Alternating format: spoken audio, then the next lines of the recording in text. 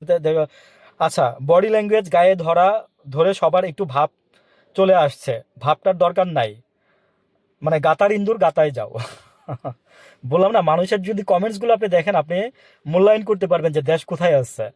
হ্যাঁ, বিএনপি জাতীয় বেইমান, জনগণের সাথে বেইমানি করেছে, ওয়াকারি একমাত্র স্বৈরাচারের দোষরের ধরে রেখে জনগণের সাথে গাদ্দারি করতেছে, সবাইকে আবার এক হইতে হবে, বিকল্প নাই। জুলাইয়ের সাথে যারা গাদ্দারি করবে তাদের সঠিক ঠিকানা হবে নর্দমায়, বিএনপিকে এটা অবশ্যই মনে রাখতে হবে। রাষ্ট্রপতি সরাবে 1 বছর পর, যাতে আর ভোট রাষ্ট্রপতির ক্ষমতার, আচ্ছা এটা উনি কি লিখছে আমি অস্পষ্ট, কবির কি লিখছে জানি না। কবির সাহেব, আপনি উপকার মতো কথা বলছেন, তাই 5ই আগস্ট গণ অভ্যুত্থানে সংবিধান লঙ্ঘন হয়েছিল, পরবর্তীতে সবকিছু এই সংবিধানকে মেনেই হয়েছে, এখন 2026 সালে মার্চ মাস স্বাভাবিক সময় এসে আবার কেন সংবিধান লঙ্ঘন করতে হবে? শহীদ প্রেসিডেন্ট জিয়াউর রহমান এন্টি ভারতীয় রেজিমেন্ট কারণে এই দেশে মানুষের মনে জায়গা করে নিয়েছিল। তো এই ছিল কিছু কমেন্টস ভাই আমার। তো আমি কিছু বলি, সেটা হচ্ছে কি জানেন, যে আমি অনেকদিন থেকে বলতেছি, হাসিনা যখন দেশ চালাইছে, যখন বেড়ে উঠছি, তখন বিএনপির আমল ছিল সেটা। বিদ্যুৎ বিএনপির আমলে চলে গেছিল বলে বিএনপি বিদ্যুতের কারণে রাস্তায় নেমে আসছিল মানুষ।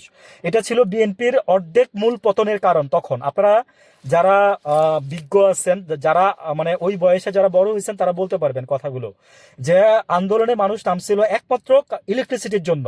4-5 ঘন্টা ইলেকট্রিসিটি ঢাকা শহরের মধ্যে শুধু থাকতো, বাকি ঘন্টাগুলো থাকতো না, মানুষ রাস্তায় নেমে যেত ইলেকট্রিসিটির জন্য। সেটা আগুনে ঘি ঢালছিল তখন হাসিনা আন্দোলন, বুঝছেন? তো বিএনপি, আমি আপনাদেরকে বলবো যে আপনারাও এবার বিদ্যুৎ নিয়ে এরকম করতেছেন, আর আপনাদের কমেন্টসগুলো তো পড়ছেন, আপনারা তো দেখছেন।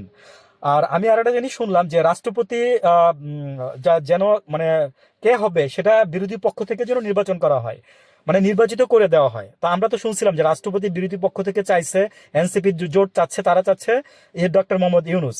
আমি বলবো যে একটা অ্যাপ্রিপিয়েট সিদ্ধান্ত নেন আপনারা। বিএনপি বোকার মতো কাজ করেন না। বিএনপি, বারবার বলতেছি যে আপনাদেরকে, আওয়ামী লীগ যাওয়ার পরে বিএনপি ওই সময়ে কিন্তু আমরা মানে আপনাদের প্রতি আমরা ইলেকট্রিসিটির জন্য বিরক্ত ছিলাম, সত্যি কথা যেটা, বাকি সবকিছু বুঝতাম না। এইবারে আপনার এই যে হাসিনা 17 বছরে যা দেখাই দিয়ে গেছে, এতে আমরা চরম বিরক্ত। আবার এই যে কমেন্টসগুলো যে পড়ছি না, এখান থেকে আপনি বুঝে নেন যে মানুষ আপনাদের প্রতি কিরকম বিরক্ত হচ্ছে। তো জোর করে না কোনো কিছু আদায় করা, সবকিছু গেলেও মানুষের ভালোবাসাটা জোর করে আদায় করে যায় না। মানে এটা যদি না বুঝেন, তাহলে রাজনীতিতে আপনারা কোনোদিন জয়ী হইতে পারবেন না। হ্যাঁ, এই জাস্ট এইটুকুই বলে আমি শেষ করলাম, যে মানুষের ভালোবাসা বুঝার ট্রাই করেন।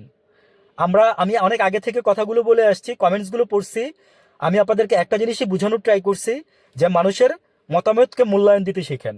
মানুষের মতামতকে যদি মূল্যায়ন না দেন, এই যে স্বৈরাচার দেখছেন না কিভাবে দেশ থেকে পালাই গেছে, আপনারা কিন্তু সেভাবে পালিয়ে যেতে বাধ্য হবেন।